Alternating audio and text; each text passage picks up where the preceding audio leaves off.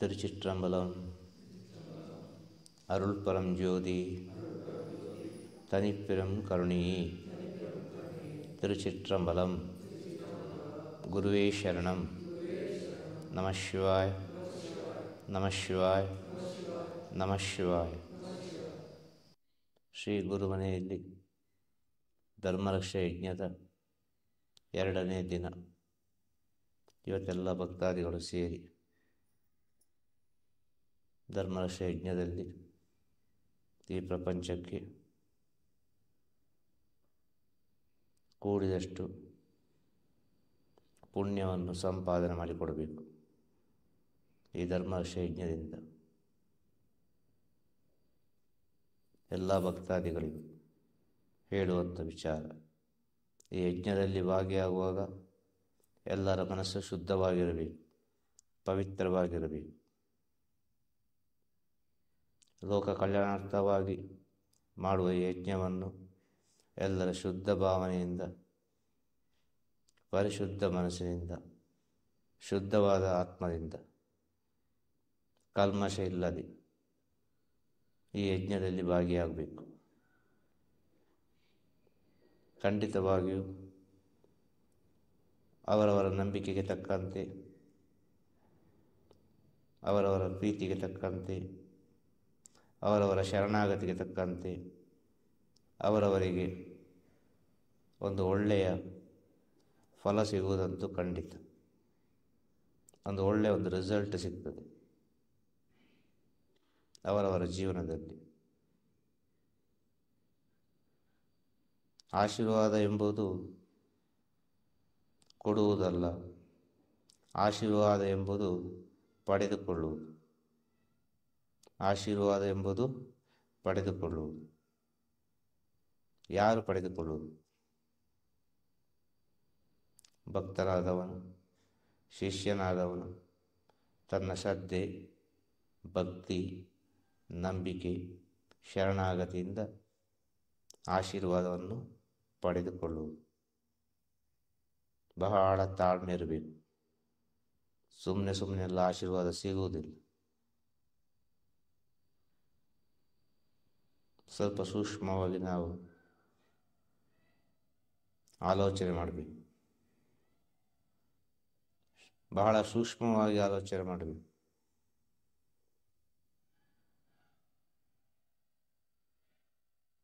ಪ್ರತಿಯೊಂದು ವಿಚಾರವನ್ನು ಕೂಡ ಜೀವನ ಅಂತ ಹೇಳಿದರೆ ಅಷ್ಟು ಸುಲಭ ಅಲ್ಲ. ಮನುಷ್ಯ ಜನ್ಮ ಅಂತ ಹೇಳಿದರೆ ಅಷ್ಟು ಸುಲಭ ಅಲ್ಲ. ಪ್ರತಿಯೊಂದು ವಿಚಾರ ಕೂಡ.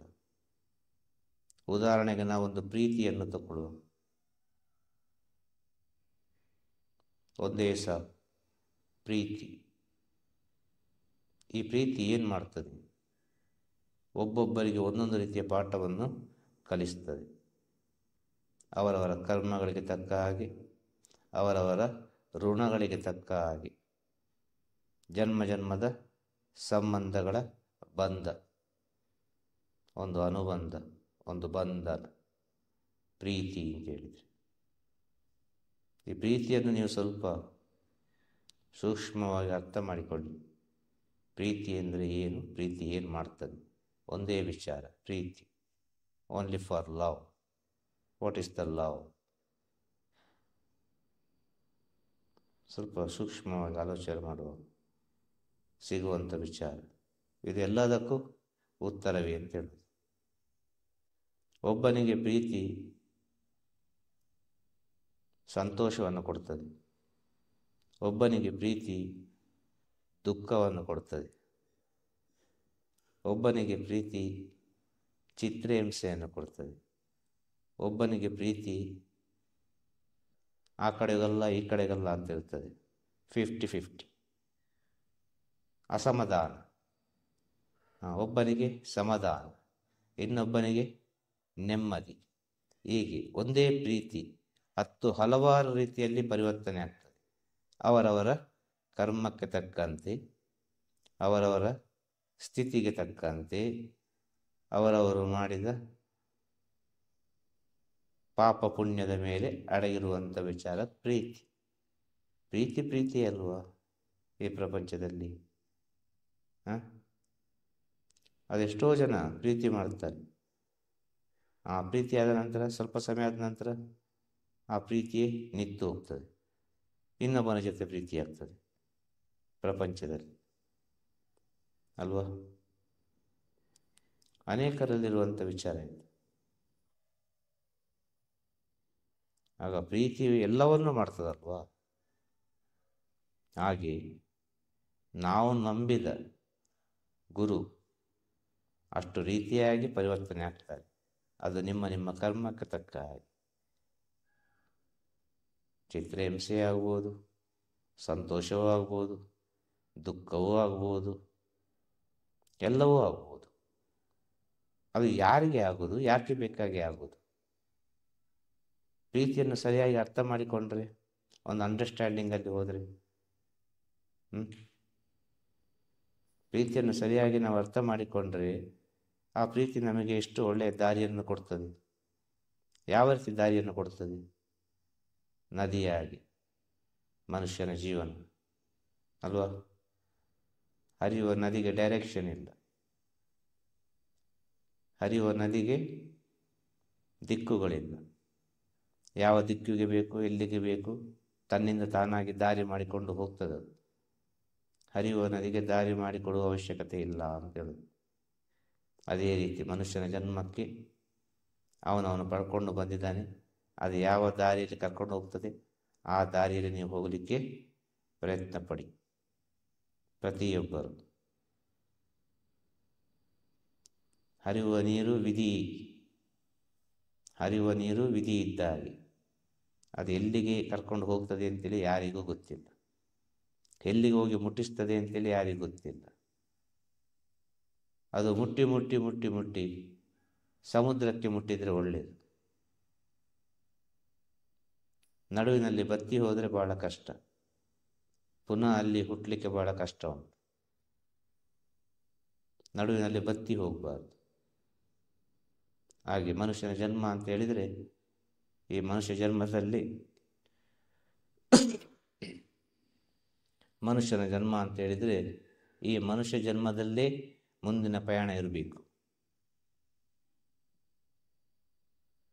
ಇನ್ನೊಂದು ಜನ್ಮಕ್ಕೆ ಬರಬಾರ್ದು, ಇನ್ನೊಂದು ಜೀವರಾಶಿಗಳಿಗೆ ಹೋಗಬಾರ್ದು. ಮನುಷ್ಯನ ಜನ್ಮದಲ್ಲೇ ನಾವು ಪುನಃ ಹುಟ್ಟಿ ಬರಬೇಕು. ಮನುಷ್ಯನ ಜನ್ಮದಲ್ಲೇ ನಾವು ಹುಟ್ಟಿ ಬರಬೇಕು ಅಂತ ಹೇಳಿದರೆ ಹೇಗೆ ಸಾಧ್ಯ?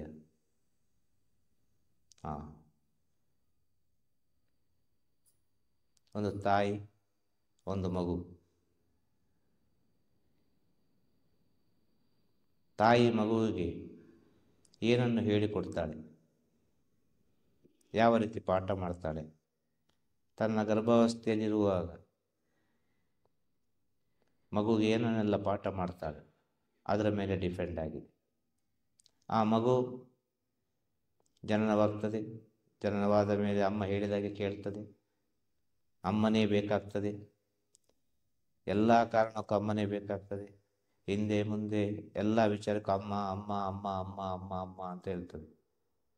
ಆ ಅಮ್ಮ ಅಮ್ಮ ಅಮ್ಮ ಅಂತ ಹೇಳಿ ಎಲ್ಲ ಮಾತನ್ನು ಕೇಳಿ ಸ್ವಲ್ಪ ದೊಡ್ಡದಾಗುವಾಗ ಮನೆಯಿಂದ ಹೊರಗೆ ಹೋಗಿ ತನ್ನ ಕಾಲಿನಲ್ಲಿ ನಿಲ್ಲುವ ಸಮಯದಲ್ಲಿ, ತಾನು ಏನೋ ಸಂಪಾದನೆ ಮಾಡ್ತೇನೆ ಅಂತ ಹೇಳುವ ಸಮಯದಲ್ಲಿ, ತನ್ನನ್ನು ತಾನು ನೋಡಿಕೊಳ್ಳುವ ಶಕ್ತಿ ಬಂತು ಅಂತ ಹೇಳುವ ಸಮಯದಲ್ಲಿ ಅಮ್ಮನಿಗೆ ಬುದ್ಧಿವಾದ ಹೇಳ್ತಾರೆ. ಅಮ್ಮ ಇದು ಸರಿ ಇಲ್ಲ, ಅಮ್ಮ ಅದು ಸರಿ ಇಲ್ಲ, ಅಮ್ಮ ಅದು ಹಾಗೆ, ಅಮ್ಮ ಅದು ಹೀಗೆ ಅಂತ. ಎಲ್ಲ ಮನೆಯಲ್ಲಿ ಇಲ್ಲ, ಎಲ್ಲ ಮನೆಗೆ ಹೇಳ್ತಾ ಇಲ್ಲ. ಕೆಲವು ಮನೆಯಲ್ಲಿ ಆ ಸಣ್ಣ ವಯಸ್ಸಿನಲ್ಲಿ ಏನನ್ನು ಹೇಳಿದ್ದಾರೆ ಅದು ಸಾಯುವವರೆಗೂ ಕೂಡ ಪಾಲಿಸುವವರು ಇದ್ದಾರೆ. ತಾಯಿ ತಂದೆಗೆ ಗೌರವ ಕೊಟ್ಟು ಪಾಲಿಸುವವರು ಇದ್ದಾರೆ. ಇನ್ನು ಕೆಲವು ಮನೆಗಳಲ್ಲಿ ಈ ಸಂಖ್ಯೆ ಸ್ವಲ್ಪ ಹೆಚ್ಚಾಗಿ ಉಂಟು. ಆದ ಕಾರಣ ಈ ಉದಾಹರಣೆ ಎಲ್ಲರಿಗೂ ಅಲ್ಲ. ತಾಯಿ ತಂದೆ ನಮ್ಮನ್ನು ಪ್ರೀತಿಯಿಂದ ಸಾಕಿ ಅಷ್ಟು ಎತ್ತರಕ್ಕೆ ಬೆಳೆಸಿ ನಿಲ್ಲಿಸ್ತಾರೆ. ನಾವು ಇಷ್ಟು ಎತ್ತರಕ್ಕೆ ಬೆಳೆದು ನಿಂತದ್ದು ಹೇಗೆ? ಇದರಿಂದ ಎಷ್ಟು ಶ್ರಮ ಉಂಟು, ಅಪ್ಪ ಅಮ್ಮ ಎಷ್ಟು ಕಷ್ಟ ಬಂದಿದ್ದಾರೆ. ಹ್ಞೂ ನಾನೊಂದು ಡಾಕ್ಟರ್ ಆಗಬೇಕಾದ್ರೆ ನನ್ನ ಅಪ್ಪ ಅಮ್ಮ ಎಷ್ಟು ಕಷ್ಟ ಬಂದಿದ್ದಾರೆ. ನಾನೊಂದು ವಕೀಲ ಆಗಬೇಕಾದ್ರೆ ನನ್ನ ಅಪ್ಪ ಅಮ್ಮ ಎಷ್ಟು ಕಷ್ಟ ಬಂದಿದ್ದಾರೆ. ನಾನೊಂದು ಉನ್ನತ ಸ್ಥಿತಿಯಲ್ಲಿರಬೇಕಾದ್ರೆ ಅಪ್ಪ ಅಮ್ಮ ಎಷ್ಟು ಕಷ್ಟ ಬಂದಿದ್ದಾರೆ. ಇವತ್ತು ನಾನು ದುಡಿದು ಊಟ ಮಾಡಬೇಕಾದ್ರೆ ನನ್ನ ಅಪ್ಪ ಅಮ್ಮ ನನಗೆ ಎಷ್ಟು ಕಷ್ಟ ಬಂದಿದ್ದಾರೆ ಎಂಬ ವಿಷಯವನ್ನು ನಾವಾಗ ಮರೆತು ಬಿಡುತ್ತೇವೆ. ಆ ವಿಷಯವನ್ನೇ ನಮಗೆ ಮರೆತು ಹೋಗ್ತದೆ, ನೆನಪಿಗೆ ಬರುವುದಿಲ್ಲ.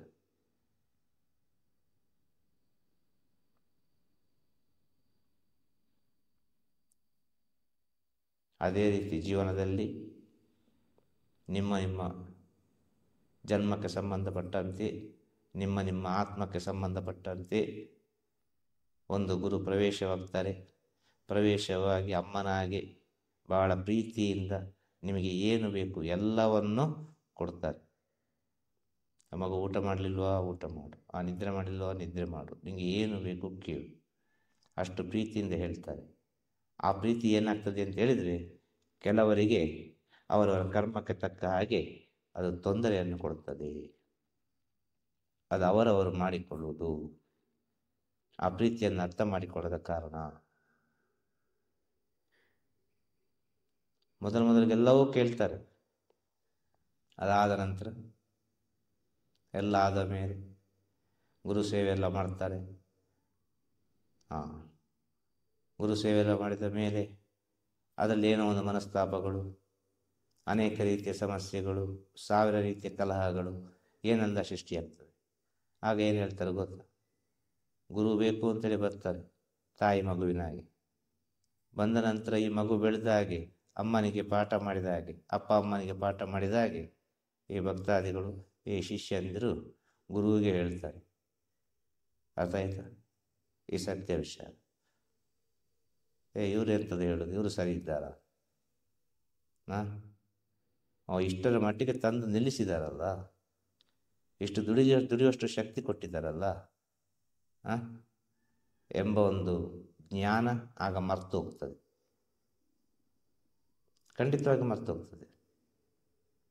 ಯಾವಾಗ ಒಬ್ಬನಿಗೆ ಆವಾಗ ಆ ಜ್ಞಾನ ಮರೆಯುವುದಿಲ್ವೋ, ನನ್ನ ತಾಯಿ ತಂದಿಷ್ಟು ಕಷ್ಟ ಬಂದಿದ್ದಾರೆ, ನಾನಿಷ್ಟು ಎತ್ತರಕ್ಕೆ ಬೆಳೀಲಿಕ್ಕೆ ಬೇಕಾಗಿ ನನಗೊಂದು ಭವಿಷ್ಯವನ್ನು ಸೃಷ್ಟಿ ಮಾಡಿ ಕೊಟ್ಟಿದ್ದಾರೆ. ಎಲ್ಲದಕ್ಕೂ ಮೂಲ ಕಾರಣ ತಾಯಿ ತಂದೆ. ಈಗ ಎರಡು ವಿಚಾರ ಮಾತಾಡ್ತಾ ಇದ್ದೇವೆ ಇಲ್ಲಿ, ಸಂಸಾರಕ್ಕೂ ಜ್ಞಾನಕ್ಕೂ. ಧರ್ಮರಕ್ಷೆ ಯಜ್ಞ ಅಂತ ಹೇಳಿದರೆ ಸಂಸಾರ ಬಹಳ ಮುಖ್ಯ. ಆ ಸಂಸಾರದಿಂದ ಜ್ಞಾನ ಆಗಬೇಕು, ಈ ಸಂಸಾರದಿಂದ ಜ್ಞಾನಿಗಳು ಸೃಷ್ಟಿಯಾಗಬೇಕು. ಅದಕ್ಕೆ ಬೇಕಾಗಿ ಧರ್ಮರಕ್ಷೆ ಯಜ್ಞ. ಆದ ಕಾರಣ ಇಷ್ಟೆಲ್ಲ ವಿಚಾರಗಳನ್ನು ಹೇಳುವುದು.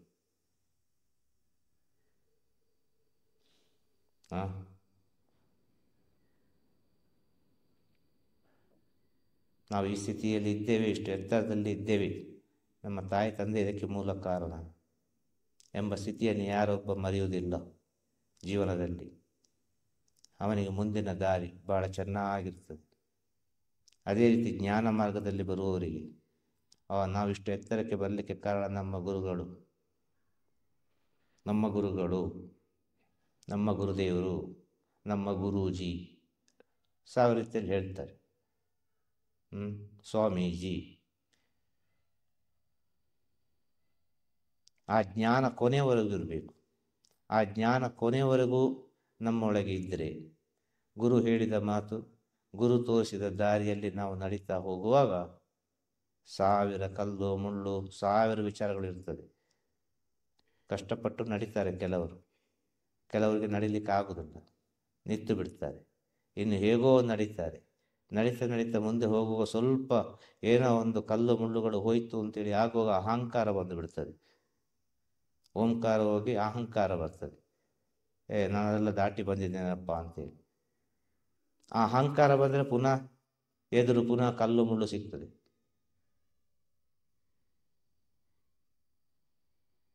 ಇಷ್ಟೇ ಆಗೋದು ವಿಚಾರ. ಜ್ಞಾನ ಮಾರ್ಗದಲ್ಲಿ ಬರುವವರು, ನಮ್ಮ ಗುರುಗಳಿಂದ ನಮಗೆ ಇಷ್ಟೊಂದು ಜ್ಞಾನ ಸಿಕ್ಕಿದೆ, ಇಷ್ಟೊಂದು ಒಳ್ಳೊಳ್ಳೆ ವಿಚಾರವನ್ನು ಹೇಳಿದ್ದಾರೆ, ಒಳ್ಳೆಯ ದಾರಿಯನ್ನು ತೋರಿಸಿದ್ದಾರೆ, ಇನ್ನು ಮುಂದೆ ನನ್ನ ದಾರಿ ಇದೇ ದಾರಿಯಾಗಿರಬೇಕು. ಗುರುವೆಲ್ಲ ಏನೆಲ್ಲ ಹೇಳಿದ್ದಾರೆ, ಏನೆಲ್ಲ ಬೋಧನೆ ಮಾಡಿದ್ದಾರೆ, ಏನೆಲ್ಲ ಜ್ಞಾನೋಪದೇಶ ಮಾಡಿದ್ದಾರೆ, ಯಾವ ರೀತಿ ಮಾತುಗಳನ್ನು ಹೇಳಿದ್ದಾರೆ, ಅದೆಲ್ಲವೂ ನನ್ನ ಅಂತರಾತ್ಮದಲ್ಲಿ ಇಟ್ಟುಕೊಂಡು ನನ್ನ ಜೀವನವನ್ನು ನಡೆಸಬೇಕು ಎಂಬ ಒಂದು ಜ್ಞಾನ ಯಾರಿಗೆ ಒಬ್ಬನಿಗೆ ಬರ್ತದೋ ಅವನಿಗೆ ಮುಂದಿನ ಜನ್ಮ ಅಂತೇಳಿದರೆ ಅದು ಮನುಷ್ಯ ಜನ್ಮವಾಗಿಯೇ ಬರ್ತದೆ.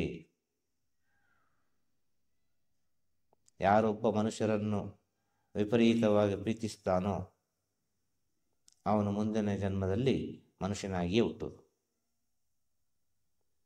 ಬೇರೆ ಏನಾಗಿ ಹುಟ್ಟಲಿಕ್ಕೆ ಸಾಧ್ಯ. ಕಾರಣ ಏನು? ಅವನು ಈ ಮನುಕುಲಕ್ಕೆ ಬೇಕು, ಅವನಿಂದ ಈ ಪ್ರಪಂಚಕ್ಕೆ ಏನೊಂದು ಒಳಿತಾಗ್ತದೆ. ಅವನೊಬ್ಬ ಮನುಷ್ಯನಾಗಲಿಕ್ಕೆ ಸಾಧ್ಯ, ಮಾನವನಿಂದ ಮನುಷ್ಯನಾಗಲಿಕ್ಕೆ ಸಾಧ್ಯ ಅಂತೇಳಿ ಆ ಭಗವಂತ ಎಲ್ಲದಕ್ಕೂ ದಾರಿ ಮಾಡಿಟ್ಟಿದ್ದಾನೆ. ಹಾಗೆ ನಮ್ಮಲ್ಲಿ ಎಷ್ಟು ಒಳ್ಳೆಯ ಗುಣಗಳು, ಎಷ್ಟು ಸದ್ಗುಣಗಳು ಬೆಳೀತದೋ ಅಷ್ಟರ ಮಟ್ಟಿಗೆ ನಾವು ಭಗವಂತನಿಗೆ ಹತ್ತಿರ ಆಗ್ತೇವೆ. ನಮ್ಮೊಳಗೆ ಎಷ್ಟು ಸತ್ಯದ ಅರಿವು ಆಗ್ತದೋ ಅಷ್ಟರ ಮಟ್ಟಿಗೆ ನಾವು ಗುರುವಿನ ಹತ್ತಿರ ಆಗ್ತೇವೆ. ಪುರಾಣದಲ್ಲಿ ಕೇಳಿರ್ಬೋದು ನೀವು, ಎಲ್ಲ ಜ್ಞಾನಿಗಳು, ಯೋಗಿಗಳು, ಋಷಿಮುನಿಗಳು, ರಾಕ್ಷಸರು, ಇನ್ನು ಗಂಧರ್ವರು, ಹೀಗೆ ಪುರಾಣದಲ್ಲಿ ಕೆಲವೆಲ್ಲ ವಿಚಾರವನ್ನು ಕೇಳಿರ್ಬೋದು. ತಪಸ್ಸು ಮಾಡಲಿಕ್ಕೆ ಕಾಡಿಗೆ ಹೋದರು ಅಂತೇಳಿ. ತಪಸ್ಸು ಮಾಡಲಿಕ್ಕೆ ಕಾಡಿಗೆ ಹೋದರು. ಕಾಡಿಗೆ ಹೋದರೆ ಯಾವಾಗ ಬರ್ತಾರೆ ಅಂತ ಗೊತ್ತಿಲ್ಲ. 6 ತಿಂಗಳಲ್ಲಿ ಬರ್ತಾರ, 1 ವರ್ಷದಲ್ಲಿ ಬರ್ತಾರ, 2 ವರ್ಷದಲ್ಲಿ ಬರ್ತಾರ, ಅಲ್ಲ 12 ವರ್ಷ ಕಳೆದು ಬರ್ತಾರ, ಗೊತ್ತಿಲ್ಲ. ಕಾರಣ ಏನು? ಅವ್ರು ತಪಸ್ಸು ಮಾಡಲಿಕ್ಕೆ ಗೊತ್ತು, ಅವ್ರಿಗೆ ಚೆನ್ನಾಗಿ ಗೊತ್ತು ಈ ತಪಸ್ಸಿಗೆ, ಈ ಧ್ಯಾನಕ್ಕೆ ಸಮಯ ಇಲ್ಲ. ಧ್ಯಾನಕ್ಕೆ ಸಮಯ ಇಲ್ಲ, ತಪಸ್ಸಿಗೆ ಸಮಯ ಇಲ್ಲ ಅಂತ ಹೇಳಿದರೆ ಭಗವಂತ ಯಾವ ಕ್ಷಣದಲ್ಲಿ ಯಾವ ಹೊತ್ತಲ್ಲಿ ಆದರೂ ಬಂದ, ಅವ ಬರ್ತಾನೆ ಖಂಡಿತ. ಭಗವಂತ ಬಂದೇ ಬರ್ತಾನೆ ನನ್ನ ಹತ್ರ. ಭಗವಂತ ಬಂದೇ ಬರ್ತಾನೆ ನನ್ನ ಹತ್ರ ಎಂಬ ದೃಢವಾದ ಒಂದು ನಿರ್ಧಾರ ನಿಮ್ಮೊಳಗಿದ್ರೆ, ಅಷ್ಟು ಏಕಾಗ್ರತೆ ಇದ್ದರೆ, ಅಷ್ಟು ಮುಗ್ಧತೆ ಇದ್ದರೆ, ಅಷ್ಟು ಸತ್ಯ ಇದ್ದರೆ ಭಗವಂತ ಬಂದೇ ಬರ್ತಾನೆ. ಯಾವಾಗ ಬರ್ತಾನೆ ಅಂತೇಳಿ ಗೊತ್ತಿಲ್ಲ. ಅದು ನಾವು ಕಾಯಲೇಬೇಕು, ಬೇರೆ ದಾರಿ ಇಲ್ಲ. ಅದಕ್ಕೆ ತಾಳ್ಮೆ ಅಂತ ಹೇಳೋದು. ಆ ತಪಸ್ಸು ಯಾವ ಸಮಯದಲ್ಲಿ ಸಿದ್ಧಿ ಆಗ್ತದೆ ಅಂತ ಹೇಳಲಿಕ್ಕೆ ಸಾಧ್ಯ. ಕೆಲವರು 6 ತಿಂಗಳಲ್ಲಿ ಸಿದ್ಧಿ ಮಾಡಿಕೊಂಡವರಿದ್ದಾರೆ, ತಪಸ್ಸಿನಲ್ಲಿ ಜಯವನ್ನು ಕಂಡುಕೊಂಡು ಬಂದವರಿದ್ದಾರೆ. ಇನ್ನು ಕೆಲವರು 1 ವರ್ಷ ತಪಸ್ಸು ಮಾಡಿ ಜಯವನ್ನು ಕಂಡುಕೊಂಡು ಬಂದವರಿದ್ದಾರೆ. ಇನ್ನು 12 ವರ್ಷ ತಪಸ್ಸು ಮಾಡಿ ಜಯವನ್ನು ಕಂಡುಕೊಂಡವರಿದ್ದಾರೆ. ಇನ್ನು ಕೆಲವರೆಲ್ಲ ಜನ್ಮಕ್ಕೆ ಸಂಬಂಧಪಟ್ಟ ಹಾಗೆ ಒಂದು ಕ್ಷಣದಲ್ಲಿ ಕೂಡ ಆ ತಪಸ್ಸನ್ನು ಜಯಿಸಿದ್ದಾರೆ.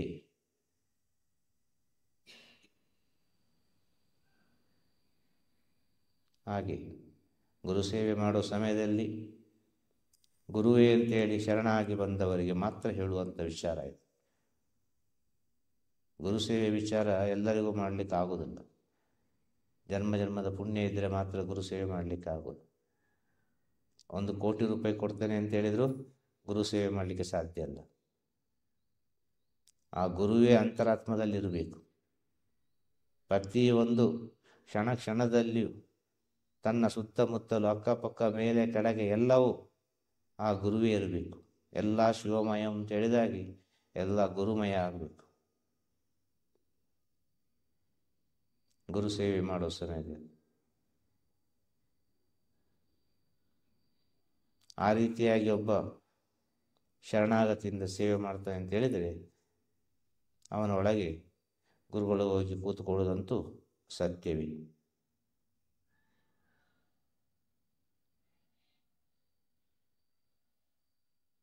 ತಪಸ್ಸಿಗೆ ಸಮಯ ಇಲ್ಲ, ಯಾವ ಸಮಯದಲ್ಲಿ ಭಗವಂತ ಬರ್ತಾನೆ ಅಂತ ಗೊತ್ತಿಲ್ಲ.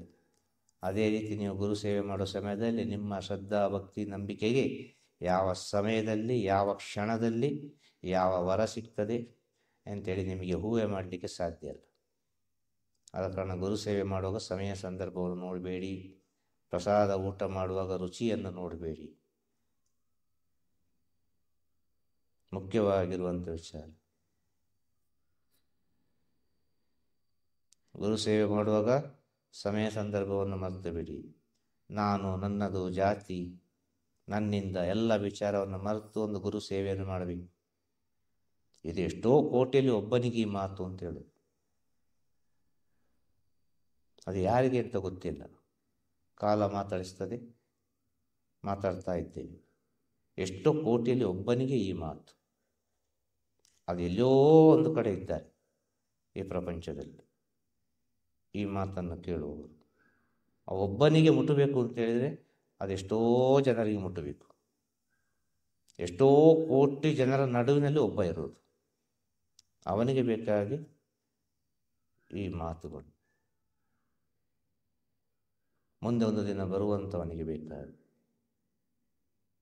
ಈ ಪ್ರಪಂಚಕ್ಕೊಬ್ಬ ಬರ್ತಾನೆ, ಅವನಿಗೆ ಬೇಕಾಗಿ ಈ ಮಾತು. ಈ ಪ್ರಪಂಚಕ್ಕೆ ಬರಬೇಕು ಅಂತ ಆದರೆ ಈ ಪ್ರಪಂಚದಲ್ಲಿ ಒಬ್ಬ ಇರಬೇಕು, ಯಾವುದೋ ಒಂದು ರೀತಿಯಲ್ಲಿ, ಹೆಣ್ಣಾಗಿಯೋ ಗಂಡಾಗಿಯೋ ಒಟ್ಟಿನಲ್ಲಿ ಮಾನವನ ರೂಪದಲ್ಲಿ ಇರಬೇಕು, ಬರಬೇಕಲ್ಲ. ಹಾಗೆ ಈ ನವಿಲುಗಳು ಕೂಗ್ತಾ ಉಂಟಲ್ಲಿ,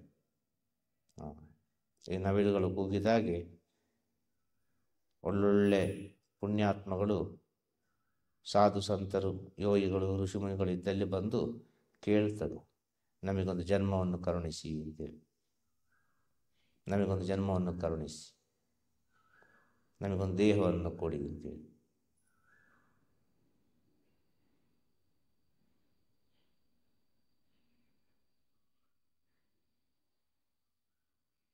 ದೇಹವನ್ನು ಕೊಡುವ ಮುಂಚೆ ನಿರ್ಧಾರವಾಗಿರ್ತದೆ ಅಂತ ಹೇಳೋದು.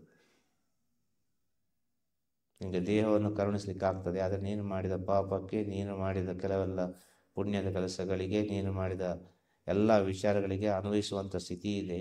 ಇದನ್ನೆಲ್ಲ ನೀನು ಒಪ್ಪಿಕೊಳ್ಳುವುದಾದರೆ ನಿಮಗೆ ಮನುಷ್ಯನ ಜನ್ಮ ಸಿಗ್ತದೆ ಅಂತೇಳಿ. ಆಗ ಆತ್ಮ ಒಪ್ಪಿಕೊಳ್ತದೆ, ಎಲ್ಲದಕ್ಕೂ ನಾನು ಸಹಿ ಅಂತೇಳಿ.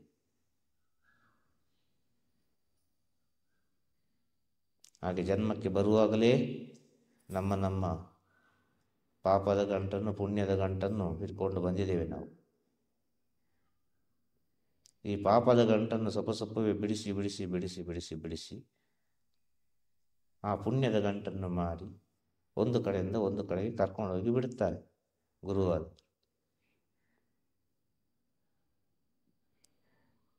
ಹಾಗೆ ತಪಸ್ಸು ಸಿದ್ಧಿಯಾದ ಹಾಗೆ ಒಂದು ಗುರುವಿನ ಹತ್ರ ನಾವು ಹೋಗಿ ಸೇವೆ ಮಾಡುವಾಗ ಸಮಯ ಸಂದರ್ಭವನ್ನು ಬಿಟ್ಟು ಯಾವ ಕ್ಷಣದಲ್ಲಿ ಏನು ಸಿಗ್ತದೆ ಅಂತ ಹೇಳಲಿಕ್ಕೆ ಸಾಧ್ಯ ಅಲ್ಲ.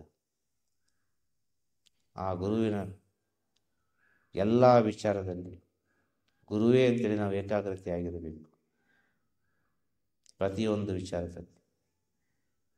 ಆಗ ಮನುಷ್ಯನ ಜೀವನ ಯಾವ ರೀತಿಯಾಗಿ ಪರಿವರ್ತನೆ ಆಗ್ತದೆ ಅಂತೇಳಿ ಹೇಳಲಿಕ್ಕೆ ಸಾಧ್ಯ ಅಲ್ಲ. ಮನುಷ್ಯ ಅಂತೇಳಿದರೆ ಯಾರನ್ನು ಹೇಳೋದಿಲ್ಲ, ಗುರುವೇ ಅಂತೇಳಿ ನಂಬಿ ಬಂದ ಮನುಷ್ಯರನ್ನು, ಗುರುವೇ ಅಂತೇಳಿ ನಂಬಿ ಬಂದ ಜೀವರಾಶಿಯನ್ನು ಹೇಳೋದು. ಅದು ಯಾವುದಾದ್ರೂ ಸರಿ, ಅದು ಒಂದು ಹಸು ಆದರೂ ಸರಿ, ಒಂದು ನಾಯಿ ಆದರೂ ಸರಿ, ಒಂದು ಕೋಳಿ ಆದರೂ ಸರಿ, ಒಂದು ಆಡಾದರೂ ಸರಿ, ಯಾವುದೇ ಜೀವರಾಶಿ ಆದರೂ ಸರಿ, ಗುರುವೇ ಅಂತೇಳಿ ನಂಬಿ ಬಂದರೆ ಅದಕ್ಕೆ ಮುಂದಿನ ದಾರಿ ಬಹಳಷ್ಟು ಶ್ರೇಷ್ಠವಾದ ದಾರಿ ಇರ್ತದೆ. ಯಾವ ಸಮಯದಲ್ಲಿ ಗುರುವಿನಿಂದ ವರ ಸಿಗ್ತದೆ ಅಂತ ಹೇಳಲಿಕ್ಕೆ ಸಾಧ್ಯ ಅಲ್ಲ. ಅದು ನೀವು ಪಡ್ಕೊಳ್ಳುವುದು ಅಂತ ಹೇಳೋದು.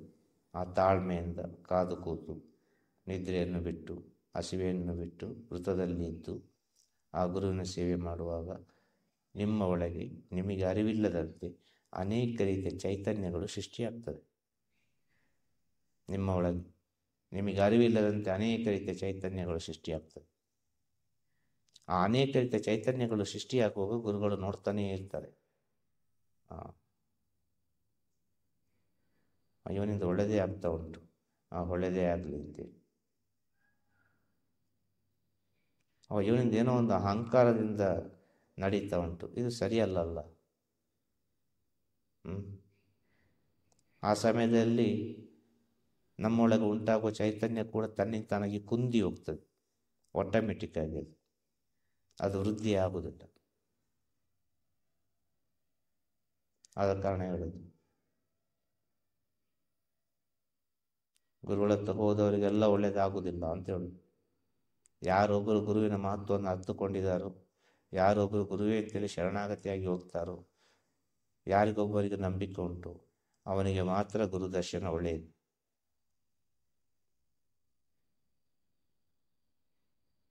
ಎಲ್ಲರಿಗೆ ಗುರುದರ್ಶನ ಒಳ್ಳೆಯದಲ್ಲ. ಖಂಡಿತವಾಗಿ ಹೇಳ್ತೇನೆ ನಾನು, ಎಲ್ಲರಿಗೂ ಗುರುದರ್ಶನ ಒಳ್ಳೆಯದಲ್ಲ. ಗುರುವನ್ನು ನೋಡಿ ಪಾಪ ಕಟ್ಟಿಕೊಳ್ಬೇಡಿ, ಗುರುವನ್ನು ನೋಡಿ ಪುಣ್ಯವನ್ನು ಕಟ್ಟಿಕೊಳ್ಳಿ, ಎರಡೂ ಆಗ್ತದೆ. ಅದಕ್ಕೆ ಹೇಳಿದ್ರು, ಪ್ರೀತಿ ಒಳ್ಳೆಯದು ಮಾಡ್ತದೆ, ಕೆಟ್ಟದ್ದು ಮಾಡ್ತದೆ, ಎಲ್ಲವನ್ನು ಕೊಡ್ತದೆ ಪ್ರೀತಿ.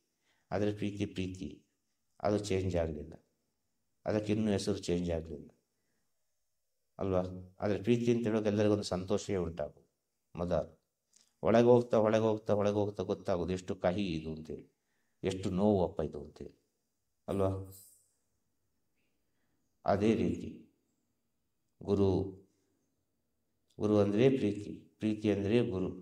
ಆದರೆ ನೀವು ಅದನ್ನು ಯಾವ ರೀತಿ ನೋಡಿಕೊಳ್ತೀರಿ, ಅದಕ್ಕೆಷ್ಟು ಮಹತ್ವ ಕೊಡ್ತೀರಿ, ಎಷ್ಟು ಶರಣಾಗ್ತೀರಿ, ಆ ಪ್ರೀತಿಯನ್ನು ಯಾವ ರೀತಿ ನೀವು ಕಾಪಾಡಿಕೊಳ್ತೀರಿ, ಅದನ್ನು ಯಾವ ರೀತಿ ಉಳಿಸಿಕೊಳ್ತೀರಿ ಎಂಬ ಜ್ಞಾನ ನಿಮ್ಮ ಒಳಗೆ ಇದ್ದರೆ ಆ ಪ್ರೀತಿ ನಿಮ್ಮನ್ನು ಸತ್ಯದ ಕಡೆ ಕರ್ಕೊಂಡು ಹೋಗ್ತದೆ, ಬೇರೆ ಎಲ್ಲಿ ಕರ್ಕೊಂಡು ಹೋಗೋದಿಲ್ಲ. ಆ ಪ್ರೀತಿ ಡೈರೆಕ್ಟ್ ಸತ್ಯದ ಮಾರ್ಗ, ಅದು ಡೈರೆಕ್ಟ್ ಹೋಗ್ತದೆ.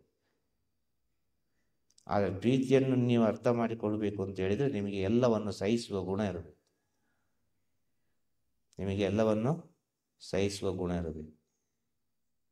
ನಾವೆಲ್ಲ ಭಗವಂತನ ಮಕ್ಕಳೇ, ನಾವೆಲ್ಲ ದೇವರ ಸೃಷ್ಟಿ. ಆದರೆ ದೇವರನ್ನು ನಾವು ಮುಟ್ಟಲಿಲ್ಲ, ಆ ಭಗವಂತನನ್ನು ನಾವು ಮುಟ್ಟಲಿಲ್ಲ ಅಲ್ವಾ. ಶಿವನಿಗೆ ಬೇಕಾಗಿ ಸತಿ ಜನ್ಮವನ್ನು ತಾಳಿತು ಅಲ್ವಾ. ದಕ್ಷನ ಮಗಳು ಸತೀದೇವಿ ಶಿವನಿಗೆ ಬೇಕಾಗಿ ಜನ್ಮವನ್ನು ತಾಳಿ. ಆದರೆ ಶಿವನ ಜೊತೆ ಸೇರ್ಲಿಕ್ಕೆ ಎಷ್ಟು ಕಷ್ಟ ಆಯಿತು. ಶಿವನ ಜೊತೆ ಸೇರಬೇಕು ಅಂದರೆ ಒಂದು ರುದ್ರಾಕ್ಷಿ ಬೇಕಿತ್ತು. ಶಿವನ ಜೊತೆ ಸೇರಬೇಕು ಅಂತ ಹೇಳಿದರೆ ಒಂದು ರುದ್ರಾಕ್ಷಿ ಬೇಕಿತ್ತು. ಆ ರುದ್ರಾಕ್ಷಿಯ ಮೂಲಕ, ಒಂದು ರುದ್ರಾಕ್ಷಿಯಲ್ಲಿ ಬಂದ ಒಂದು ಪ್ರೀತಿ, ಒಂದು ರುದ್ರಾಕ್ಷಿಯಲ್ಲಿ ಬಂದ ಪ್ರೀತಿ, ಆ ರುದ್ರಾಕ್ಷಿ ಎಲ್ಲಿ ಹೋಗಿ ಮುಟ್ಟಿಸಿದ್ದು ಅಂತ ಹೇಳಿದರೆ ಒಂದು ಗುರುಗಳ ಹತ್ರ ಹೋಗಿ ಮುಟ್ಟಿಸಿದ್ದು. ದದೀಚಿ ಮಹರ್ಷಿ ಹತ್ರ. ಆ ದದೀಚಿ ಮಹರ್ಷಿ ಏನು ಮಾಡಿದರು, ಡೈರೆಕ್ಟಾಗಿ ಶಿವನ ಹತ್ರ ಕರ್ಕೊಂಡೋಗಿ ಬಿಟ್ರು. ಶಿವನಿಗೆ ಬೇಕಾಗಿಯೇ ಹುಟ್ಟಿದವಳು, ಆದರೆ ಶಿವನನ್ನು ಮುಟ್ಟಬೇಕಾದ್ರೆ ಎಷ್ಟು ಕೆಲಸ ಆಯಿತು. ಅದು ಮೊದಲು ಬಂದದೊಂದು ಪ್ರೀತಿ ಅಲ್ವಾ. ಅಲ್ಲಿ ಆ ಪ್ರೀತಿ ಏನು ಮಾಡಿತ್ತು, ಎಷ್ಟು ನೋವನ್ನು ಕೊಟ್ಟಿತ್ತು, ಎಷ್ಟು ಕಹಿಯನ್ನು ಕೊಟ್ಟಿತ್ತು. ಅರಮನೆಯಿಂದ ಹೊರಗೆ ಬರಬೇಕಾಗಿ ಬಂತು, ಸ್ಮಶಾನದಲ್ಲಿ ಕೂತ್ಕೊಳ್ಬೇಕಾಗಿ ಬಂತು, ಈ ಗಣಗಳ ಜೊತೆ ಜೀವನ ಮಾಡಬೇಕಾಗಿ ಬಂತು. ಎಲ್ಲವನ್ನು ಸಹಿಸಿಕೊಂಡು ದಾಟಿ ಅವಳು ಹೋಗಿ ಮುಟ್ಟಿದೆ ಎಲ್ಲಿ, ಸರ್ವೇಶ್ವರ ಪರಮೇಶ್ವರನ ಹತ್ರ. ಎಲ್ಲವನ್ನು ಬಿಡಬೇಕು ಅಂತೇಳಿ ಅರ್ಥ ಅದು. ಆ ಭಗವಂತ ಬೇಕು ಅಂತ ಹೇಳಿದರೆ ನೀವೆಲ್ಲವನ್ನು ತ್ಯಾಗ ಮಾಡಬೇಕು. ಅದಕ್ಕೆ ಹೇಳಿದೊಂದು ಉದಾಹರಣೆ. ಆಗ ಭಗವಂತನ ಹತ್ರ ನಾವು ಮುಟ್ಟಬೇಕು, ಆ ಸತ್ಯದ ಹತ್ರ ಮುಟ್ಟಬೇಕು ಅಂತೇಳಿ ಒಂದು ಗುರುವಿನ ಅವಶ್ಯಕತೆ ಇದೆ. ಆ ಗುರುವಿನ ಅವಶ್ಯಕತೆ ನಮ್ಮ ಜೀವನದಲ್ಲಿ ಬರ್ತದೆ ಅಂತೇಳಿ ಅದಕ್ಕೊಂದು ಕಾರಣ ಉಂಟಾಗ್ತದೆ. ರುದ್ರಾಕ್ಷಿಯಾಗಿ, ಒಂದು ರುದ್ರಾಕ್ಷಿ ಮಣಿಯಾಗಿ ಒಂದು ಕಾರಣ ಉಂಟಾಗ್ತದೆ. ಆ ರುದ್ರಾಕ್ಷಿ ಮಣಿ ಹೇಗೆ ಉರುಳಿಕೊಂಡು ಹೋಗ್ತದೋ ಅದೇ ರೀತಿ ಅದು ಎಲ್ಲೆಲ್ಲಿ ಕರ್ಕೊಂಡು ಹೋಗ್ತದೆ ಅಲ್ಲೆಲ್ಲ ಹೋಗ್ಬೇಕಾಗ್ತದೆ. ನಾವು ಕಾರಣಗಳು, ಕಾರ್ಯಗಳು ಜನ್ಮದಲ್ಲಿ ಸಿದ್ಧವಾದಂಥ ವಿಚಾರ. ಕಾರ್ಯಗಳು ನೀನು ಯಾಕೆ ಬೇಕಾಗಿ ಹುಟ್ಟಿದಿ, ನೀನು ಏನು ಮಾಡಬೇಕು, ಆದರೆ ಯಾವ ರೀತಿ ಮಾಡಬೇಕು, ಯಾವ ರೀತಿ ಹೋಗಬೇಕು ಅಂತೇಳಿ ನಿನಗೆ ಗೊತ್ತಿಲ್ಲ. ಆದ ಕಾರಣ ಹೇಳಿದ್ದು, ಮನುಷ್ಯನ ಜೀವನವೆಂಬುದು, ಪ್ರತಿಯೊಬ್ಬರ ಜೀವನವೆಂಬುದು ಹರಿಯುವ ನದಿ ಇದ್ದಾಗೆ ಅಂತೇಳಿ. ಯಾವ ದಿಕ್ಕಿಗೆ ಹೋಗ್ತದೆ ಅಂತೇಳಿ ಗೊತ್ತಿಲ್ಲ. ಯಾವ ದಿಕ್ಕಿಗೆ ಹೋಗ್ತದೆ ಆ ದಿಕ್ಕಿನಲ್ಲಿ ನಾವು ಒಳ್ಳೆಯದನ್ನೇ ಮಾಡಿಕೊಂಡು ಹೋಗುವ ಅಂತೇಳಿ ಒಬ್ಬ ದೃಢವಾಗಿ ನಿರ್ಧಾರ ಮಾಡಿದರೆ ಅವನ ಜೀವನ ಒಳ್ಳೆಯ ರೀತಿಯಲ್ಲಿ ಹೋಗಿ ಆ ಪರಮಾತ್ಮನ ಹತ್ರ ಹೋಗಿ ಸೇರ್ತದೆ ಅಂತ ಹೇಳುದು.